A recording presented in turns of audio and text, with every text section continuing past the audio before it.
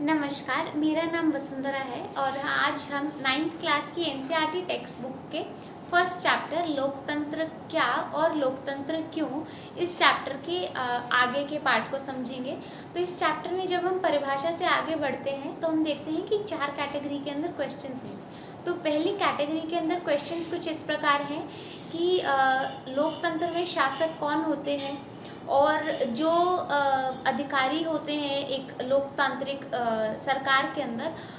वो बिना चयन किए गए जो अधिकारी होते हैं, क्या वो कोई डिसीजन ले सकते हैं, और अगर कोई ले सकते हैं तो उन अधिकारियों को कौन चुनता है। ऐसा करके ये क्वेश्चंस हैं। तो इससे हमें क्या है, इन क्वेश्चंस के जब हम आंसर्स ढूंढेंगे तो हमें पता लगेगा कि एक डेमोक्रेटिक कंट्री का जो है, एक लोकतांत्रिक देश का, राष्ट्र का पहला जो विशेषता है वो क्या होगी। तो वो एंडिंग में हम डिस्कस करेंगे।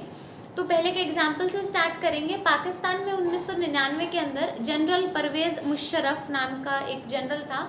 और उसने क्या किया 1999 के अंदर, अब वो जनरल था, सारी आर्मी उसके अंडर आती थी, तो उसने अपने आप को मुख्य कार्यकारी घोषित कर दिया और कुछ समय बाद अपने आप को राष्ट्रपति घोषित करके 2002 में उसने जनमत संग्रह करवा करके और ये प्रूव भी कर दिया कि लोग मुझे चाहते हैं। अब ऐसा करने के बाद, अब ये तो स्टार्टिंग से ही तानाशाही थी, तो इस वजह से जो मीडिया थी या फिर जो मानवाधिकार के लिए जो संगठन काम करते थे, उन सब ने क्या किया, प्रोटेस्ट करना शुरू किया। तो उसके बाद फिर एक लीगल फ्रेमवर्क ऑर्डर करके एक पास किया गया और उससे जो है कॉन्स्टिट्यूशन के अंदर बदलाव किए गए और उसमें कहा, एक नया चीज़ ऐड की गई कि जो राष्ट्रपति है वो स्टेट असेंबलीज और जो नेशनल असेंबलीज, ये जो कुछ भी असेंबलीज होंगी, इन सबको वो रद्द कर सकते हैं, भंग कर सकते हैं, उनके डिसीजंस को रद्द कर सकते हैं, असेंबलीज ही भंग कर सकते हैं। तो अब इससे क्या होता है कि जो अब उसके बाद चुनाव भी हुए, लोगों ने अपने, जैसे हमारे यहाँ सीएम्स चुने जाते हैं, मुख्यमंत्री होते हैं, गवर्नर्स होते हैं या कैबिनेट मिनिस्टर्स होते हैं, तो हम किसी एक पार्टी को या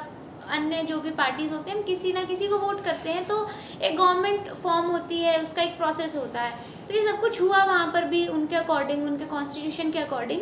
लेकिन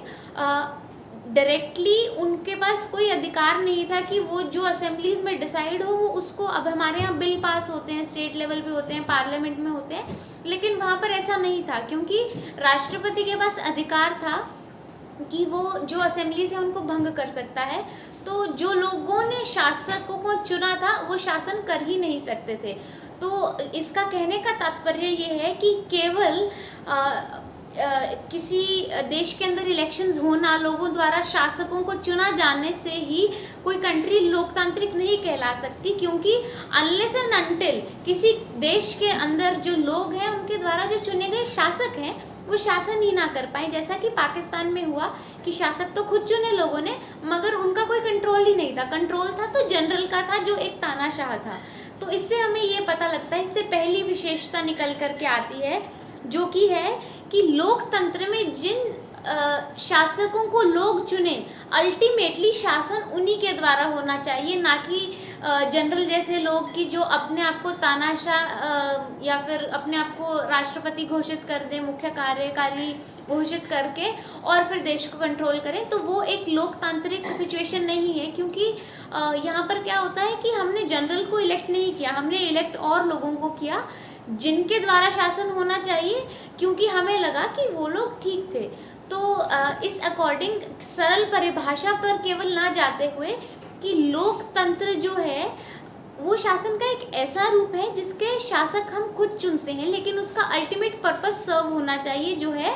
कि जिन शासकों को हम चुने